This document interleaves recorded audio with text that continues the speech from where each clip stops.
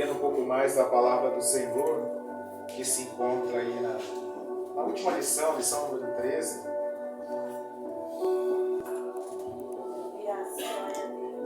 É um aprendizado muito bom, né? A lição que fala sobre a igreja em Jerusalém, né? A primeira igreja do Senhor, a fundamentação da igreja, o trabalhar do Espírito Santo, o crescimento da igreja, né? E isso agrega muito a nós, porque é o que nós vivemos no dia a dia, né? A igreja do Senhor, é o que nós vivemos no dia de hoje. Aleluia. E o que aconteceu antigamente, o que aconteceu e está descrito nas Escrituras, pode acontecer no nosso meio também. Assim como nós vemos paralíticos se levantar, nós vemos pessoas sendo salvas, famílias sendo restauradas, da mesma forma o Senhor ele pode trabalhar na nossa vida, porque Deus ele não muda e o Espírito permanece o mesmo que habita em nós. Então que nós possamos cada dia mais mergulhar nessa lição, que possamos mergulhar nessa palavra, que eu creio que o Senhor ele há de trabalhar em nossas vidas. Amém? Amém. Lição número 13, ela fala sobre a Assembleia de Jerusalém.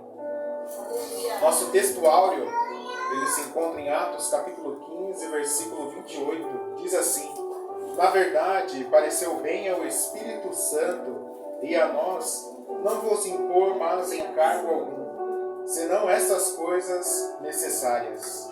Verdade prática, em sua essência, a igreja é tanto um organismo quanto uma organização, e como tal precisa seguir princípios e regras para funcionar plenamente.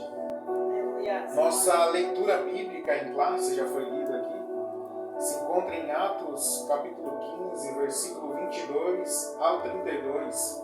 Eu gostaria de ler com os irmãos, já foi lido, mas eu vou ler aqui de novo rapidamente, para a gente ganhar tempo. Amém? Diz assim o 22.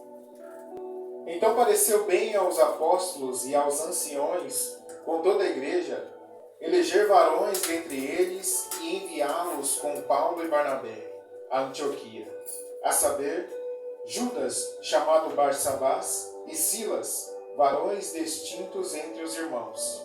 E por intermédio deles escreveram o seguinte: os apóstolos e os anciões e os irmãos, aos irmãos dentre os gentios, que estão em Antioquia, Síria e Cilícia, saúde.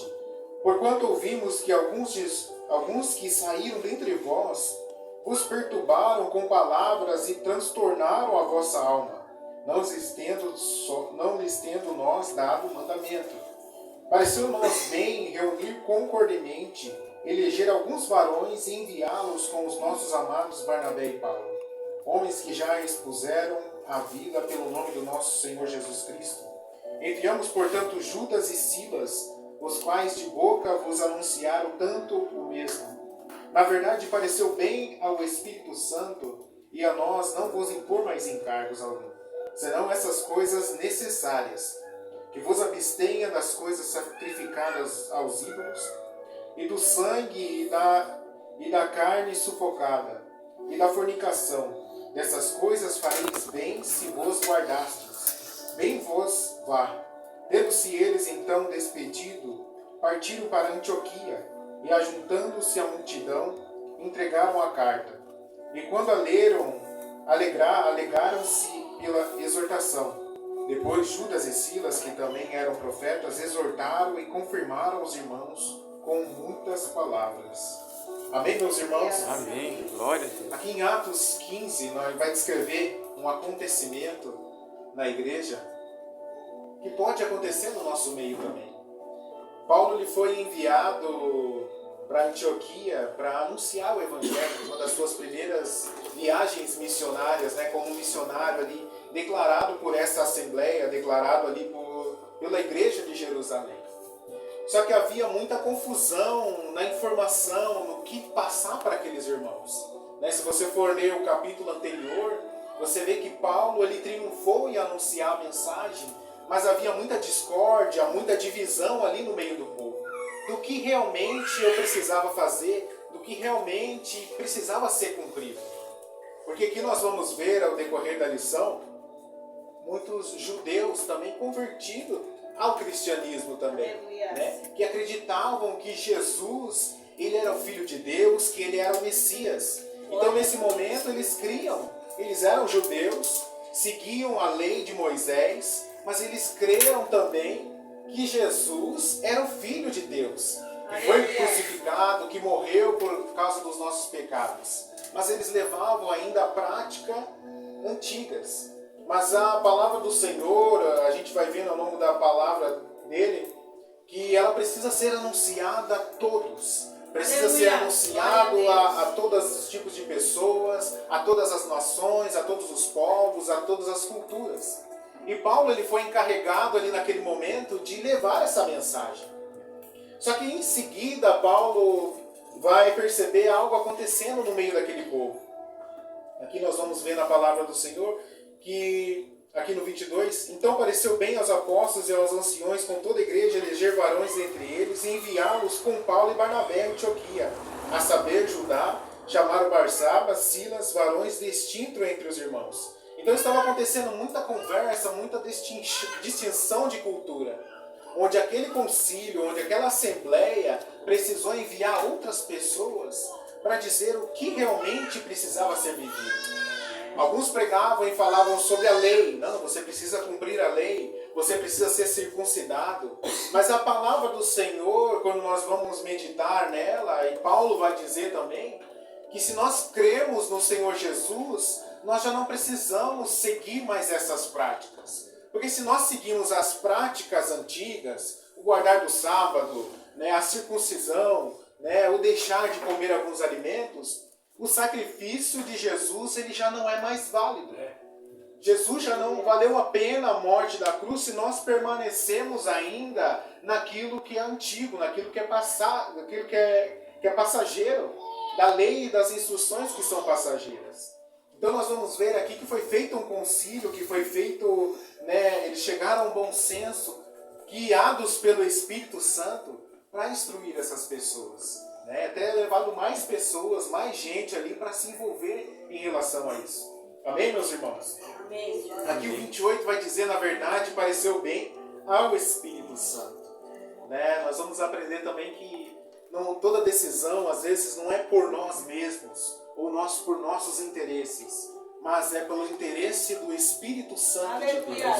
Então aqui nesse concílio, nessa organização, ali com os apóstolos, com Pedro, ele vai dizer, na verdade, pareceu bem ao Espírito Santo. Glória a Deus. E que nossas vidas também seja dessa forma.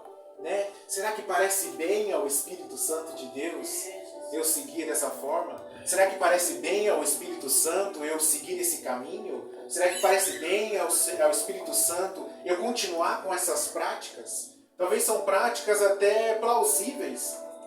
Talvez são práticas assim que não fazem nenhum mal, mas será que é o que o Espírito Santo ele tem para nossas vidas?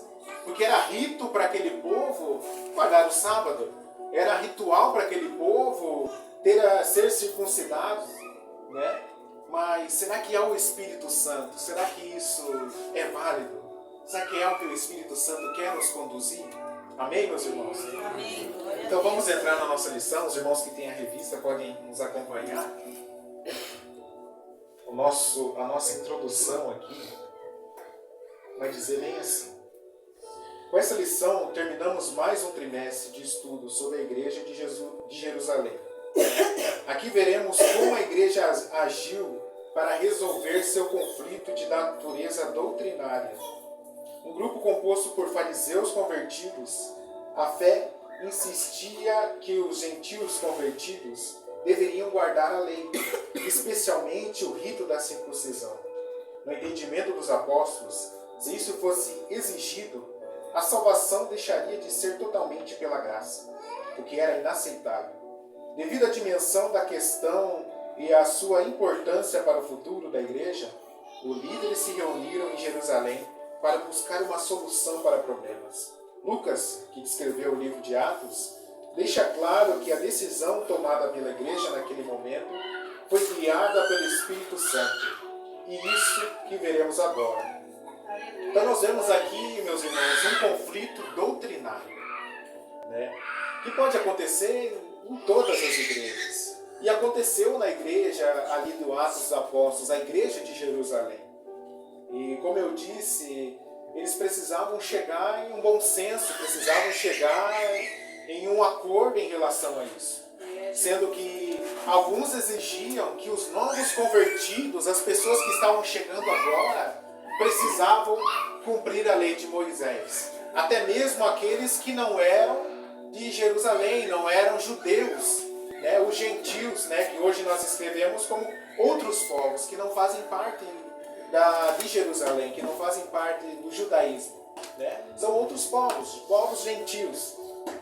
E aqui alguns falavam, não, eles precisam cumprir a lei de Moisés. Eles precisam cumprir toda a lei de Moisés. Porque eles não fazem parte da nossa sociedade. Porque um judeu, quando ele é circuncidado, é nos seus primeiros anos de vida. E aquele povo já estava bem maduro. Eles já tinham homens, mulheres formadas. E eles falavam, não, para esse povo estar no nosso meio, eles precisam ser circuncidados também. Eles precisam ter uma bagagem, ter um conhecimento, eles precisam cumprir a lei. Mas aqui os apóstolos, guiados pelo Espírito Santo de Deus, eles entenderam que a morte de Cristo levou todas as nossas dores. Já não precisa mais de circuncisão, já não precisa mais de sacrifício, já não precisa guardar o sábado, porque o Senhor, Ele morreu por nós. Ele é o Senhor acima do sábado, Ele é o Senhor acima da circuncisão, Ele é o Senhor acima da lei. E a palavra do Senhor, Ele vai dizer também que aqueles que são guiados pelo Espírito Santo de Deus, ele já não há lei sobre ele. Mas quando nós não somos guiados, a lei ainda está sobre nossas vidas. Porque a lei, ela vai dizer, vai falar qual é o seu pecado. Ela vai dizer, você pecou, você errou nisso e você precisa pagar um preço por causa disso. Se nós formos lá no livro de Levítico, nós vamos ver lá, destinando para cada pecado, você deveria cumprir o sacrifício. Então qual que é o valor do sacrifício de Cristo? Se nós continuarmos pecando, quem vai cobrir? Será que é o meu sacrifício? Será que é a ovelha que eu vou levar lá? Será que é uma pombinha que eu vou levar lá na hora do sacrifício que vai cobrir o meu pecado? Será que o sacrifício de Jesus, ele não cobre o meu pecado? Então é isso que nós precisamos entender, e isso que a igreja ali de Jerusalém, ela entendeu nessa assembleia. Porque se o povo ele cumprisse a lei de Moisés, o sacrifício de Jesus não teria valor nenhum. Então que a igreja continue cumprindo aquilo que Jesus nos orientou. Aleluia. Aqui no tópico 1, subtópico 1, meus irmãos, o relatório missionário. Né? Paulo, preocupado já com essa situação, né? Destina um relatório aí para a igreja de Jerusalém, dizendo assim: as questões doutrinárias que se tornou objetivo de discussão no Concílio de Jerusalém, abordado no capítulo 15 de Atos dos Apóstolos, teve seu início na igreja de Antioquia. Ela começou quando Paulo e Barnabé apresentavam à igreja de Antioquia um relatório sobre a primeira viagem missionária que havia realizado. Nesse relatório, os missionários narraram o que Deus havia feito entre os gentios e como esses aceitaram a fé. Relatório deixa implícito que a salvação dos gentios ocorreu inteiramente pela graça de Deus, sem que nenhuma exigência da lei, como a circuncisão, fosse imposta a eles. Tanto Paulo quanto Barnabé viam a ação de Deus, manifestada por meio de milagres extraordinários entre os gentios, como um sinal de uma aprovação, demonstrando que nenhuma outra exigência além da fé em Jesus era necessária para a salvação. Em outras palavras, a salvação é um dom de Deus, concedido inteiramente por sua graça. Olha só o que Paulo ele vai descrever agora para Jerusalém, ali para aquele concílio. Eles foram pregar aos judeus ali, aos gentios ali em Antioquia, e o Espírito Santo começou a trabalhar ali no meio daquele povo. Glória a Deus. Então você vê, não existia lei ali no meio, porque eles eram um povo gentil. E o Senhor começava a trabalhar. Havia ali talvez milagres, havia ali talvez batismo, havia a renúncia do pecado. E o Espírito Santo de Deus trabalhou no meio daquele povo. Então o relato de Paulo ele é muito muito firmado naquilo que nós acreditamos. É muito firme no que ele diz. Eu falei, não, mas por que lei? Se o Espírito Santo ainda está trabalhando no meio da sua igreja. Se o Espírito Santo está salvando. Se o Espírito Santo está convertendo pessoas. Então, para que a lei? Qual a importância da lei? E isso ele teve a prova viva no momento em que ele vai pregar em Antioquia. Se nós vamos ver o texto ali no 14, no momento em que ele começa a pregar, nós vemos que até a distinção ali de pessoas, até divisão ali naquele momento.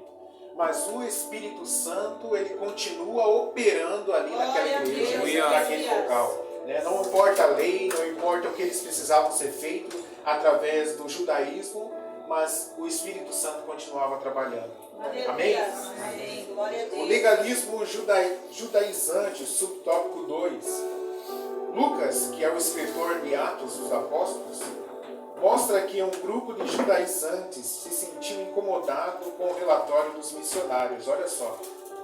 Esse grupo, composto por fariseus supostamente convertidos à fé, que havia vindo de Jerusalém para Antioquia, se opôs ao ingresso dos gentios na igreja, sem que estes antes cumprissem as exigências da lei. Houve, portanto, um confronto entre esses grupos judaizantes. E os missionários Paulo e Barnabé, a questão tomou grande proporção, correndo risco até mesmo de dividir a igreja em Antioquia, o que exigia uma resposta rápida por parte da liderança. Contudo, por se tratar de um tema complexo, de amplo alcance, a igreja de Antioquia considerou adequado remeter a questão para Jerusalém, a igreja-mãe, onde o assunto seria analisado e amplamente discutido pelos apóstolos e presbíteros. Então foi o que eu acabei de falar, meus irmãos. Ali naquele momento houve até divisão no meio da igreja, porque o que deveria cumprir e o que não deveria cumprir. Talvez hoje, como nós funcionamos, a igreja aqui transformando vidas, e outras igrejas também funcionam dessa forma, onde há congregação, há igreja sede, há os missionários que vão para o campo, há locais que são distantes, daquele que o Senhor chamou, que é os apóstolos, que são os pastores, que são aqueles que o Senhor destinou à presidência do ministério. E da mesma forma a igreja estava seguindo esse ritmo. Em Antioquia havia uma igreja. Talvez seja uma igreja pequena, em comparação a que tinha em Jerusalém. Assim como nós vemos aqui, uma igreja pequena, há uma igreja grande, há uma igreja média, há uma igreja um pouco mais distante. Mas tudo era tratado de acordo com o que os apóstolos eles diziam ali. Então, até aquele momento, ali nós vemos os cristãos judaizantes, o grupo de judeus que havia na Antioquia, levavam a sua causa para a igreja matriz, a igreja mãe, para eles descobrirem o que precisava ser feito. E ali, guiados pelo Espírito Santo de Deus, os apóstolos, os pastores, aqueles que guiavam o povo, guiavam a igreja, eles eram inspirados pelo Espírito Santo. Glória a Deus. E Paulo descrevendo ali naquele momento, todo o trabalhar do Espírito ali, eles vão chegar em uma conclusão. Ali nós vamos ver no próximo capítulo. Eles vão chegar no bom senso. No que precisa ser feito. Aleluia, Jesus. O que precisa ser falado. No que nós precisamos confiar. No que nós precisamos seguir. Por isso é importante, meus irmãos, quando nós falamos de igreja, nós falamos de igreja aqui física, de toda essa demanda que às vezes exige de nós chegarmos àqueles que estão na direção de Deus, daqueles que estão direcionados pelo Espírito Santo. Glória a Deus. Que nós vemos que realmente houve uma divisão no meio da igreja. Isso não veio de Deus, mas eles levaram as suas causas até a igreja mãe, até aqueles que foram escolhidos do Senhor para conduzir a igreja. Ali Jesus, quando ele fala com Pedro, ele fala: Pedro, e sobre essa pedra, que simboliza Jesus Cristo, eu estruturarei a minha igreja. E você vai conduzir a minha igreja, Pedro? Glória a Deus. Então o Senhor Jesus deixou na mão de Pedro conduzir essa igreja, conduzir essas pessoas ao caminho correto. E aqui nós vamos ver agora, Pedro conduzindo essa igreja. A experiência que Pedro ele teve com o Espírito Santo, a experiência que ele teve com o próprio Jesus Cristo.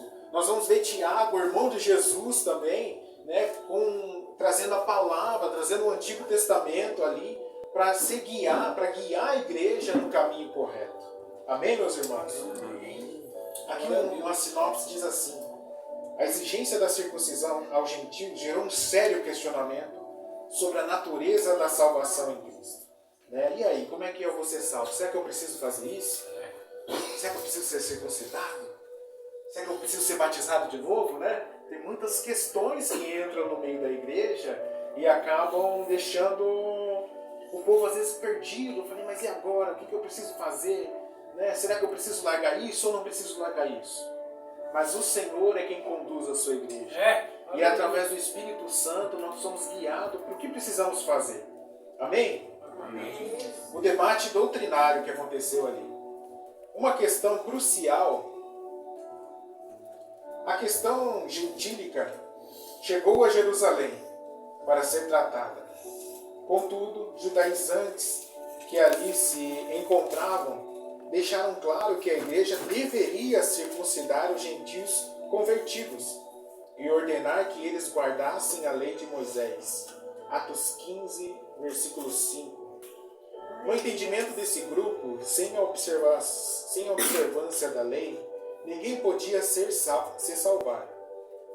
Pedro é o primeiro a ver a gravidade da questão e percebe que ela não pode ser tratada de forma subjetiva. A questão deveria ser tratada com objetividade que o caso exigia. E a experiência da salvação dos gentios em Cesareia, ocorrida anos antes, deveria servir de parâmetro. Olha só que interessante, meus irmãos.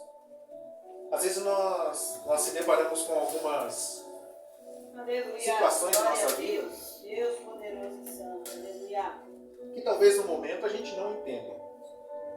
Talvez algumas experiências, talvez alguns fatos, talvez até alguns problemas que a gente tenha que lidar no meio da igreja. Mas aqui quando nós vemos, agora nós vamos ver o quão importante é algumas situações dessa.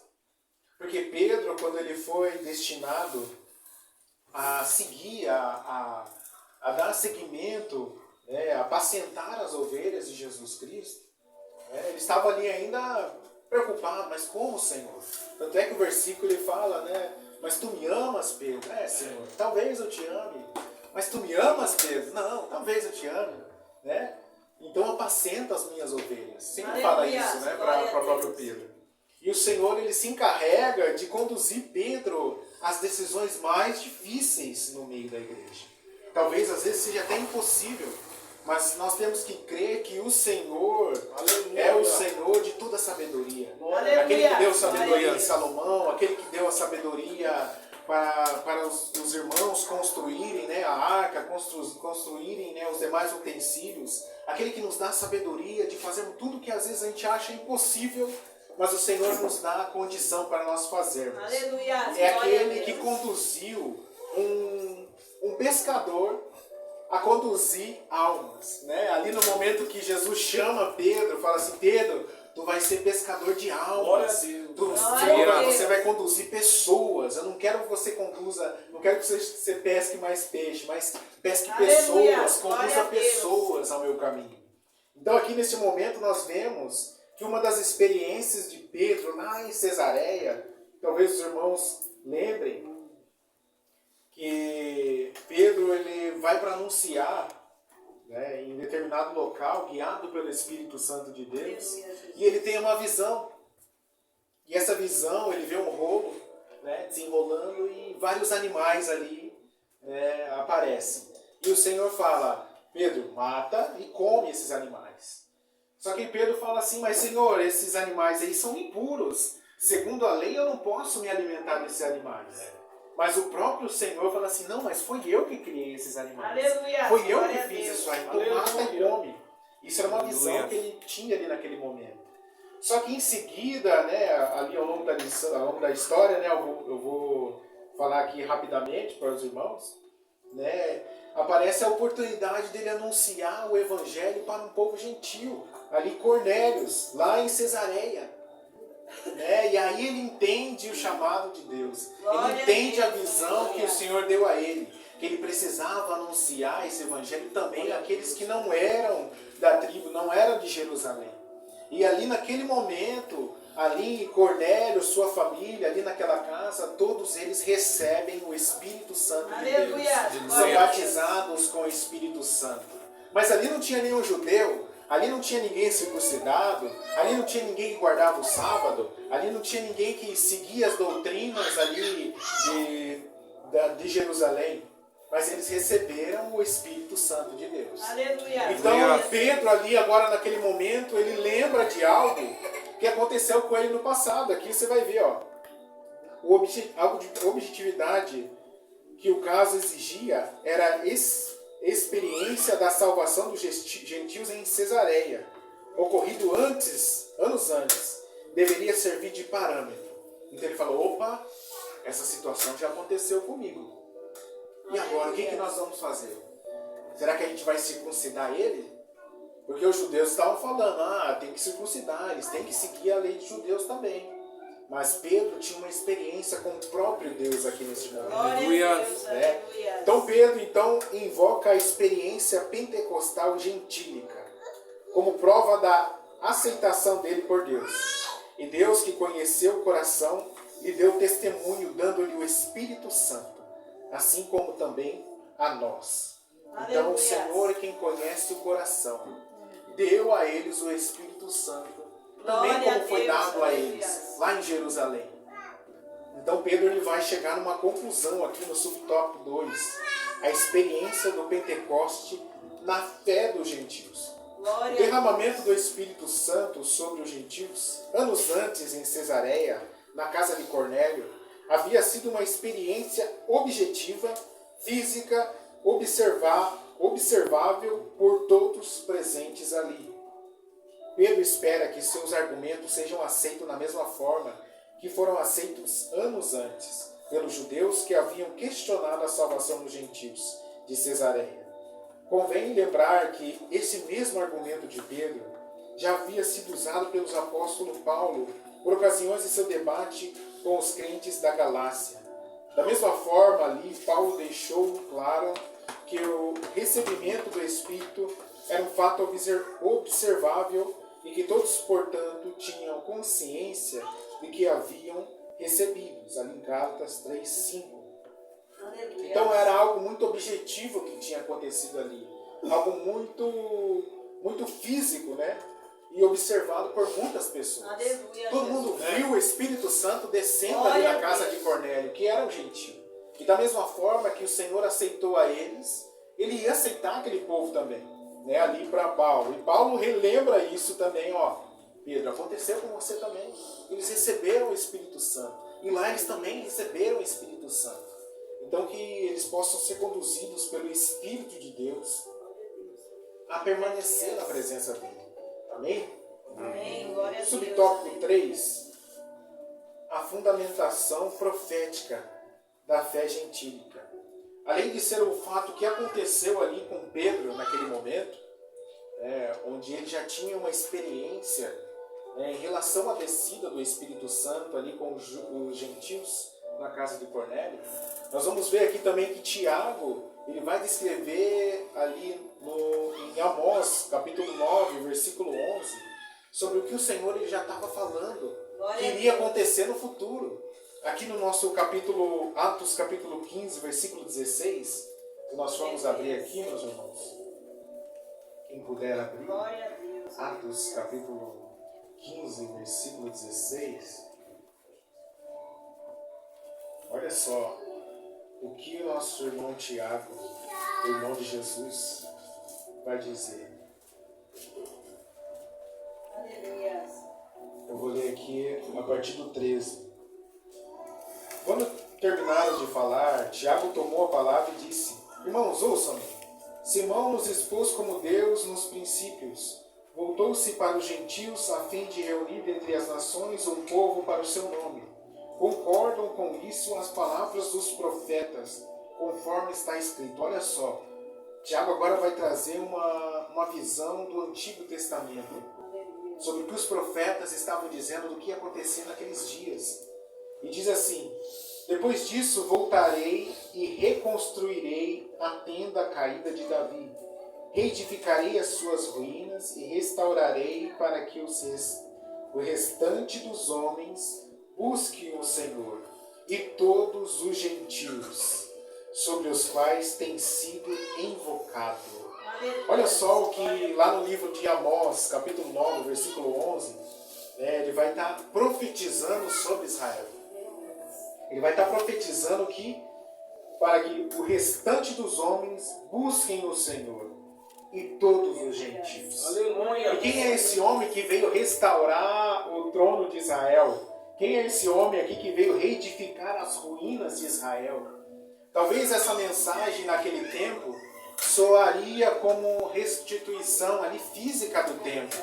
Talvez o povo pensou, então o Senhor vai mandar alguém para restaurar o templo, vai restaurar ali as ruínas de Israel, vai sentar no trono de Davi e aí ele vai começar a trabalhar nas nações. Mas nós sabemos que o homem que veio, ele não veio para restaurar templo físico, mas ele veio para restaurar um templo espiritual. Ele é Jesus Cristo, que morreu no madeiro por nós. E ele restaurou as nossas vidas. Ele restaurou a sua igreja. Ele levantou a sua igreja quando ele fala: Pedro, conduz a minha ovelha, conduz a minha igreja, conduz aquilo que eu ergui aqui e entrego na mão de vocês. Mas eu não deixarei vocês só. Eu mandarei um consolador que vão guiar vocês no que precisa. E aqui neste momento, o Tiago ele nos relembra de uma profecia. E foi o que aconteceu. Todos os gentios iriam aceitar naquele momento. Aqui no subtópico 3 vai dizer: enquanto Pedro recorreu à experiência do Pentecoste com sinais da validação da fé gentílica, por outro lado, Tiago, o irmão do Senhor Jesus, recorre às profecias para fundamentar sua defesa da aceitação dos gentios na igreja. Para ele, a inclusão dos gentios na igreja estava predita nos profetas.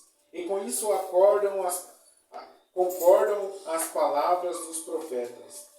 A aceitação dos gentios na igreja não era uma inovação sem respaldo nas Escrituras. Pelo contrário, Deus já havia mostrado aos antigos profetas que os gentios também fariam parte do seu povo. Esse era um favor divino, fruto de sua graça, e que nada mais precisava ser acrescentado.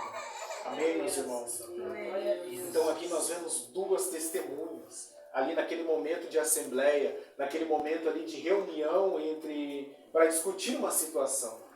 Nós vemos ali Pedro descrevendo já a sua própria experiência, espiritual com o Espírito Santo, e o Tiago, irmão de Jesus, descrevendo as antigas Escrituras sobre aquilo que o Senhor já ia fazer no meio da sua igreja. Amém? Amém. Glória a Deus. Aleluia. Aleluia, Jesus. Subtópico 3, meus irmãos. A decisão da Assembleia de Jerusalém. Então, e o que acontece agora, meus irmãos? Nesse momento de reunião, nesse momento de debate, quem será que vai dizer, né? Um lado está falando que precisa ser circuncidado, que precisa cumprir a lei de Moisés. E outro lado está dizendo que não precisa, que as Escrituras já disseram que isso ia acontecer e que o Senhor levou sobre si todas as nossas dores. Por suas pisaduras nós somos sarados, nós somos curados, nossos pecados são perdoados. Então não precisa mais de sacrifício, não precisa mais de circuncisão. Então chega nesse impasse e muitas das vezes a igreja ela vai precisar ser guiada para tomar uma decisão, para tomar uma escolha. E nas nossas vidas, tanto ministerial, quanto a nossa vida particular, quanto a nossa vida social ali fora, quanto a nossa vida ali no nosso trabalho, nossa vida conjugal, ela chega em um momento que tem embate, tem uma coisa que trava. E agora? Para que lado que eu vou? Como eu vou ser conduzido? Como é que eu vou tomar a decisão correta? Porque os gentios, eles ainda continuavam, os judeus, eles continuavam fazendo as suas práticas. Eles não poderiam voltar atrás da sua circuncisão. Mas eles poderiam tomar uma decisão vinda do próprio Deus. Sendo guiado pelo próprio Deus. E havia uma divisão ali no meio. E aí, como que chega? dois líderes, uma liderança, né, dividida ao meio. Quem toma atitude? Quem toma a frente ali nesse momento? Né? Quem conduz agora as decisões? Talvez em nossa casa, às vezes a gente fala assim, mas quem que toma a frente aqui? Quem que vai guiar os nossos caminhos ali nesse momento? Talvez o nosso trabalho, nossas escolhas. E agora? Tem uma oportunidade de um lado, eu tenho uma oportunidade de outra. Qual que vai ser o meu caminho a ser tomado? E na nossa vida, meus irmãos, nós aprendemos com a igreja primitiva, aqui lá em Atos dos Apóstolos, a primeira igreja, a ser guiada pelo Espírito Santo de Deus. Glória a Deus. Isso é maravilhoso, meus irmãos, porque é o avanço da igreja. É o momento que a igreja ela mais cresce. Quando nós estudamos Atos dos Apóstolos, nós vemos que é o momento que ela mais é impulsionada a ser propagada o Evangelho de Jesus Cristo. É quando ela é guiada pelo Espírito Santo de Deus. Nos versículos à frente, nós vamos ver que o apóstolo Paulo ele é enviado em outros lugares para pregar, para conduzir, para ver como que estão as igrejas. Em algum momento, o Espírito Santo fala, não, por aqui você não vai. Mas parece ser bom. Tem que anunciar. A palavra do Senhor fala, não, temos que ir por todo mundo e anunciar o Evangelho. Mas o Espírito Santo conduz. Não, Paulo, por aqui você não vai.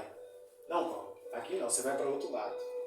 Glória a Deus. E que possamos ser, meus irmãos, guiados pelo Espírito Santo de Deus. Aqui nós vamos ver nesse último tópico a decisão que foi ali naquele momento de reunião para discorrer algo tranquilo, alguma coisa ali física mesmo ali do povo. O que eu preciso fazer? O que eu preciso ser guiado?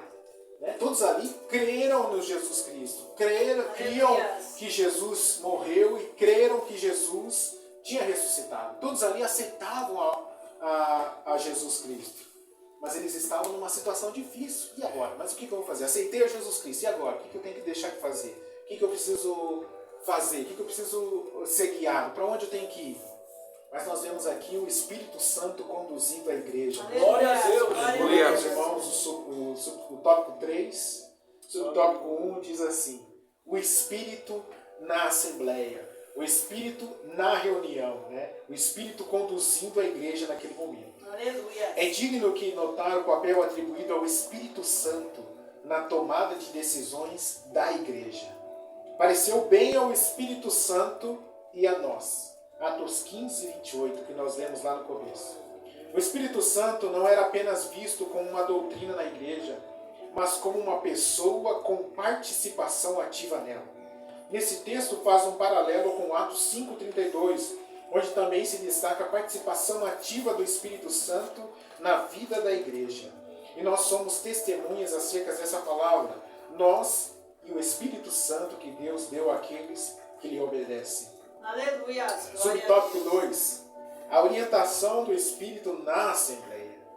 O texto de Atos 15, 28 não nos diz como era feita a orientação do Espírito na primeira igreja.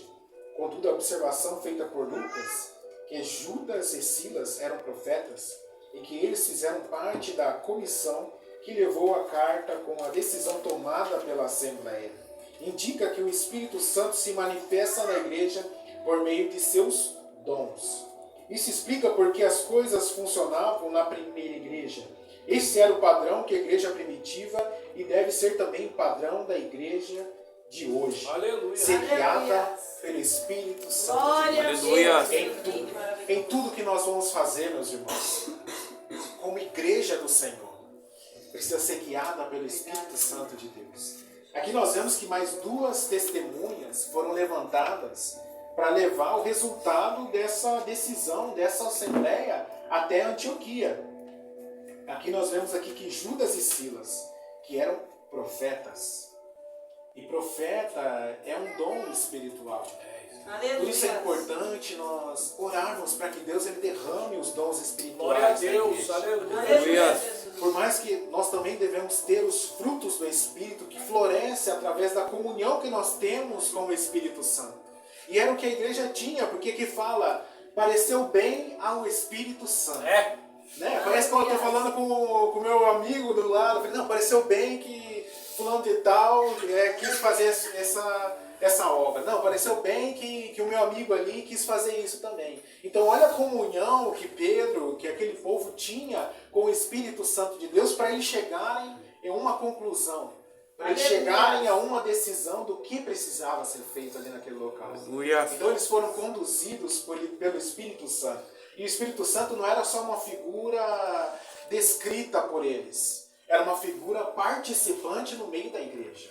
E que o Espírito Santo, nessa noite, aqui como fala, também não na igreja primitiva, mas na igreja do dia de hoje, ele seja algo participante também. Aleluia. E aí, o que o Espírito Santo quer que nós façamos? Será que ele quer que aumente a igreja? Será que ele quer que a gente vá para outro canto? Será que ele quer que a gente vá para outro lado? Será que o Espírito Santo quer que nós fechamos? E aí, qual é o interesse do Espírito Santo? E nas nossas vidas particular também, Senhor Jesus, quando nós oramos, Espírito Santo, me conduz nessa decisão, o que eu preciso fazer, para onde eu tenho que ir, qual que é a decisão que eu tenho que tomar. Então que nós possamos, meus irmãos, ter essa intimidade, esse fruto do Espírito, que gera em nós o dom espiritual, para que nós possamos conduzir e alavancar a igreja do Senhor. Aleluia. Amém, meus irmãos? Glória a Deus. Amém. Então que essa palavra fique em nossos corações, né? Não só a igreja primitiva, ela teve essa habilidade, ele teve esse dom da natureza divina, mas a igreja do dia de hoje também, nós sermos conduzidos em tudo que nós vamos fazer. Será que é isso que o Senhor quer? Será que o Senhor quer que eu vá para outro lado? Será que o Senhor quer que eu vá para outro canto? Senhor, como que eu tomo uma decisão aqui nessa situação? Principalmente os líderes, que às vezes tem que trabalhar com alguma situação que é difícil, no meio da igreja. E aí, Senhor, o que o Senhor quer que eu faça? Ter essa intimidade com Deus. Aleluia. Será que nós temos essa intimidade com o Espírito Santo? Aleluia. Fica uma pergunta para nós, Será que nós colocamos Deus no nosso dia a dia, nas nossas escolhas? Ou nós estamos tomando qualquer decisão ali com base a qualquer coisa? Talvez ali nesse momento aqui o povo pensou em tomar uma decisão. Não. Talvez Pedro falou, não, é importante que eles sigam a lei de Moisés mesmo. Eu sigo, eu sou circuncidado. Eu nasci em Jerusalém. Eu fazia parte do povo. Eu levava o meu sacrifício. Eu guardava o sábado. Eu acho que esse povo precisa cumprir também essa lei. Mas o Senhor, o Espírito Santo, conduziu a igreja naquele momento. Aleluia. Amém, meus Deus. irmãos? Para nós finalizarmos aqui o tópico 3, vai falar sobre o aparecer final da Assembleia.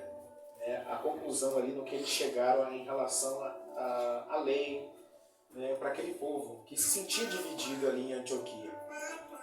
Vai dizer assim: depois de intenso debate, o parecer da Assembleia foi de que os gentios deveriam se abster das coisas sacrificadas aos ídolos, do sangue, da carne sufocada e da fornicação. Atos 15, 29. Fica óbvio que a igreja procurou resolver questões mantendo-se rigorosamente fiel à doutrina da salvação pela graça, isto é, sem os elementos do legalismo judaico, mas evitando extremos de rejeição aos irmãos judeus, que também compartilham da mesma fé. O legalismo deveria ser rejeitado. Os crentes judeus, não. Assim ficou demonstrado que os gentios eram salvos pela graça, mas deveriam impor alguns limites às suas liberdades cristãs, a fim de que o convívio com seus irmãos judeus não fosse conflituosos. Aqui nós vemos, irmãos, o conduzir do Espírito Santo. A Assembleia, que foi os gentios, eles tinham que se abster das coisas sacrificadas, daquilo que era sacrificado a outro Deus, ou sacrificado a outra pessoa, dos ídolos, que muitos deles levantavam ali para eles mesmos, talvez uma estátua, talvez um ídolo pequeno. Então eles tinham que se abster dessas coisas. Do sangue, da carne sufocada, da fornicação, de coisas que sabemos que desagrada a Deus e que distancia o homem de Deus. Então eles conduziam, a lei, ela já não faz efeito por causa da graça. não faz efeito por causa da misericórdia do Senhor, da morte do Senhor Jesus ali na cruz do Calvário. Mas nós devemos cumprir aquilo que o Senhor Jesus nos conduziu. Cumprir aquilo que o Senhor Jesus nos ensinou. Para nós permanecermos na presença dEle. Aleluia. E para que não houvesse conflito sobre aquilo que os judeus eles conduziam, eles tinham como segmento. Então, nesse momento, o Espírito Santo conduz a igreja a entregar essa carta, a ter essa mensagem. Que nós possamos, meus irmãos, ser conduzidos. A mensagem maior aqui sobre essa lição, sobre esse tema, sobre a primeira igreja, é que nós possamos ser conduzidos pelo Espírito Santo nas tomadas das nossas decisões. Que nós comparamos a nossa igreja, a igreja dos dias de hoje, de modo geral, como foi conduzida a igreja lá em Atos dos Apóstolos também. Aleluia. Nós vemos, até muitos dizem, quando nós vamos estudar um pouco de teologia, que não é os Atos dos Apóstolos, mas sim o Atos do Espírito Santo ali no meio também. Porque não é só os apóstolos que estão tomando decisão, mas o Espírito Santo, como uma pessoa física, que tem sentimentos, ela atuava também ali no meio da igreja. Ela atuava ali no meio do povo. Então que o Espírito Santo possa conduzir, que ele não seja só algo descrito aqui nas Escrituras, sobre aquele que veio dos céus e desceu sobre o meio, e todos foram batizados, e todos falaram em línguas diferentes, repartidas como fogo. Que o Espírito Santo não seja somente essa descrição que nós lemos, mas que ele seja o nosso amigo, como nós cantamos, nosso amigo, Santo Espírito. Aleluia! Que ele seja ao longo do nosso dia, que seja ao longo da nossa vida, nas tomadas das nossas decisões. Aleluia. Assim como foi para a igreja em Antioquia, a igreja em Jerusalém, que o Espírito Santo possa conduzir a igreja nos dias de hoje. Glória a Deus. Aleluia. Aqui tem um auxílio teológico, eu gostaria de ler com os irmãos, só para curiosidade daqueles que gostam. Vai dizer assim: Agostinho, grande estudioso da igreja antiga, disse certa vez: ame a Deus e faça o que quiser. À primeira vista, essa declaração parece um pouco arística, mas pensando bem, quem ama a Deus não vai querer desagradá-lo mediante a desobediência à sua palavra. Aquele que verdadeiramente ama a Deus está livre da lei e vive sob sua graça.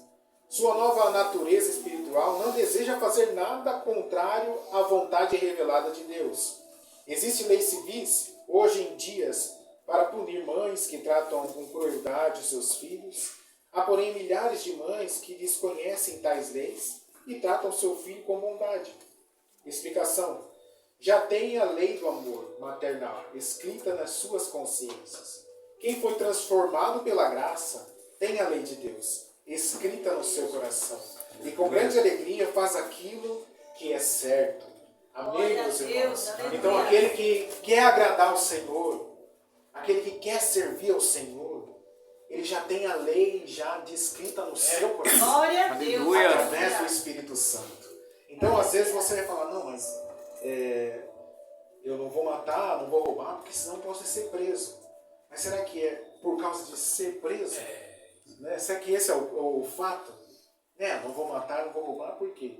Porque o Senhor Jesus, ele transformou a minha vida. Glória a Deus. Eu sou grato a Deus por tudo que ele tem feito em minha vida. Então é pela graça, é por aquilo que o Senhor fez por nossas vidas, é por ele ter nos salvado, é por ter nos libertado. Por isso nós não pecamos. É por isso que nós não erramos, nós não falhamos. Porque nós queremos estar próximos de Deus. Amém, meus irmãos? Então não há lei sobre nós, mas a lei do Senhor está cravada em nosso coração. Aleluia. A partir do momento que nós queremos agradar ao Senhor. Amém? Amém. Glória a Deus. Deus maravilhoso. Nossa conclusão vai dizer assim: a igreja sempre será desafiada a enfrentar os problemas que surgem em seu meio. No capítulo 6 de Atos, vimos como ela resolveu um conflito de natureza social, provocado por reclamações de crentes helenistas, hebreus de fala grega. Aqui o problema foi de natureza doutrinária, uma questão melindrosa que requeria muita habilidade por parte da liderança para ser resolvida. graças ao parecer de uma liderança sábia e orientada pelo Espírito Santo, a igreja tomou a decisão certa. A unidade da igreja foi preservada e Deus foi glorificado. Glória a Deus. Amém, meus irmãos? Aí está a nossa receita. Que Deus seja glorificado em todas essas coisas. Glória a Deus. Que o Senhor ele seja exaltado em tudo que nós vamos fazer. E que o Espírito Santo ele seja participante nas decisões aqui na casa do Senhor. Aleluia. Não foi diferente na primeira igreja, né? Houve conflitos até na primeira igreja. Imagine na igreja do século XXI. Né? Imagine só quantos conflitos nós temos que passar. Quantas reuniões nós temos que fazer, né? Quantos momentos ali que temos que juntar o povo e falar, esse caminho aqui está o caminho errado, nós temos que mudar o caminho, nós temos que mudar a rota. Guiados pelo Espírito Santo de Deus, Glória a Deus. a igreja ela só tem a avançar, ela só tem a crescer. E da mesma forma a nossa vida particular também. Se nós colocarmos a nossa casa, que nossa casa ali como foi em Cornélio lá em Cesareia, né, que sua casa, os seus criados, todos ali aceitaram a Jesus Cristo e eles receberam o Espírito Santo. Da mesma forma no nosso lar, da mesma forma no nosso trabalho, se aceitarmos, se deixarmos o Espírito Santo conduzir, o nome do Senhor será glorificado. Aleluia. Então que possamos declarar, né, que o Senhor é quem governa o nosso lar, que o Senhor é quem governa os nossos negócios, que é o Senhor quem governa a sua igreja. E eu tenho certeza que a igreja ela há de crescer. Glória, Às glória a vezes Deus, não sabe aleluia. como, né? Falta às vezes recurso, mas o Espírito Santo é que dá o crescimento, é Deus que dá o crescimento. Aleluia. Amém? Amém. E eu quero agradecer a oportunidade, né? Peço perdão aos irmãos, né, pelo horário, a gente está no horário certo, né? Mas eu sei que o Senhor, ele é quem nos ensina. Né? Essa igreja, essa lição aqui, ela é muito preciosa, Aleluia. para os dias de hoje. Muitas igrejas elas estão se perdendo, né, em relação à sua estrutura, à sua atenção. Né? O que precisamos valorizar? Né? Quais as decisões que precisamos tomar? E acabam deixando o Espírito Santo de lado.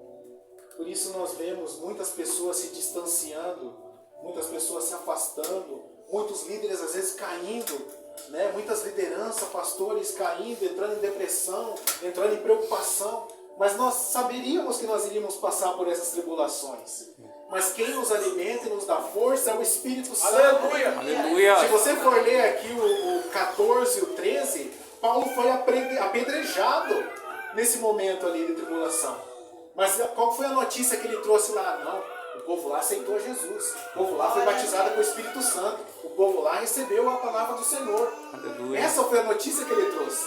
Mas se você for ler lá, ele foi apedrejado, ele foi perseguido, confundiu ele com outros deuses, queriam levantar altar para eles. Então que nossa esperança, que nossa fé esteja no Senhor. Aleluia. Não nas coisas materiais, não no que nós estamos vendo. Porque o Senhor Jesus, ele não veio construir um templo físico. Não veio construir o templo de Salomão, o templo lá de Davi. Mas ele veio construir um templo espiritual. Glória a Deus. E às vezes a gente fala, não, mas é uma igreja tão pequena. Mas para o Senhor é uma igreja grande. Glória É uma a igreja Deus, que está aleluia. prosperando na presença do Senhor. É uma igreja que está crescendo através da presença do Espírito Santo. Então que nós possamos permanecer sendo guiados pelo Espírito. Amém, meus irmãos? Eu agradeço a oportunidade em nome de Jesus. Glória a Deus. Aleluia. Dá para ir até meia-noite, Lucas. Glória a Deus. Aleluia. Essa palavra aí, bênção de Deus. É isso aí, né? Que a igreja possa cada dia ser guiado pelo Espírito Santo de Deus. Né? A igreja somos nós. E tudo, a direção é pelo Espírito Santo de Deus. Né? Eu sempre falo que a decisão, quando eu estava lá no mundo, a decisão era minha, né? Não era sua. Você fazia, você pintava, bordava do seu jeito. Mas quando Deus ele nos trouxe para a casa dele, nos revestiu do Espírito Santo. Quem comanda nossas vidas agora é o Espírito Santo de Deus. Aleluia. Tudo que você fazia errado lá, aqui nós temos que fazer o certo, né? Então que a igreja tem que ser conduzida, irmãos, até a volta dele, até a volta de Cristo, tem que ser conduzido pelo Espírito Santo de Deus. Eu sempre falo, irmãos, que, aleluia, muitos não entendem. Quem faz é o Espírito Santo. Né? Não somos nós. Como eu disse, não vivo mais o eu, mas Cristo vive em mim. Glória a Deus. Aleluia. Cristo vive em nós. Amém? Deus abençoe, cooperador.